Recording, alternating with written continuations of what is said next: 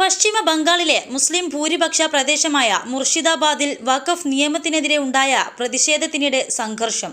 3 പേർ കൊല്ലപ്പെട്ടു. മരിച്ചവരിൽ 2 പേർ ഏറ്റുമുട്ടലിലും ഒരാൾ വെടിവയ്പിലുമാണ് കൊല്ലപ്പെട്ടതെന്നാണ് പുറത്തുവരുന്ന റിപ്പോർട്ടുകൾ. സംഘർഷം മൂർച്ഛിച്ചതിന് പിന്നാലെ പ്രദേശത്ത് നിരോധനാജ്ഞ പ്രഖ്യാപിച്ചു. ആക്രമണവുമായി ബന്ധപ്പെട്ട് ഇതുവരെ 118 പേരെ പോലീസ് അറസ്റ്റ് ചെയ്യുകയും ചെയ്തു. അക്രമം നടത്തുന്നവർക്കെതിരെ ശക്തമായ നടപടികൾ സ്വീകരിക്കുമെന്ന് അധികൃതർ വ്യക്തമാക്കി. ഒരു തരത്തിലുള്ള ഗുണ്ടായിസവും വെച്ച് പൊറുപ്പിക്കില്ലെന്നും മനുഷ്യജീവൻ സംരക്ഷിക്കേണ്ടത് ഞങ്ങളുടെ ഉത്തരവാദിത്തമാണെന്നും DGP രാജീവ് കുമാർ പറഞ്ഞു. അക്രമം കനത്തതോടെ സംസ്ഥാന സർക്കാരിനെതിരെ വിമർശനവുമായി BJP നേതാക്കൾ രംഗത്തെത്തി. ഇതോടെ ജനങ്ങളോട് സംയമനം പാലിക്കാൻ മുഖ്യമന്ത്രി മമതാ ബാനർജി ആവശ്യപ്പെട്ടു.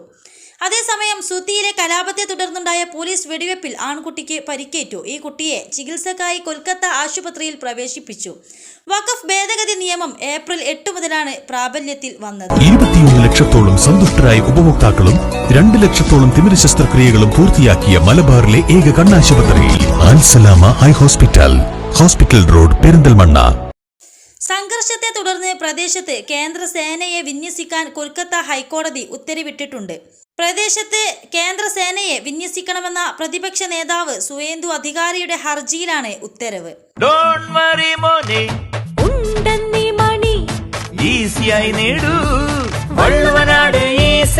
ആവശ്യം ഏതുമാകട്ടെ, പണം ഞങ്ങൾ തരും.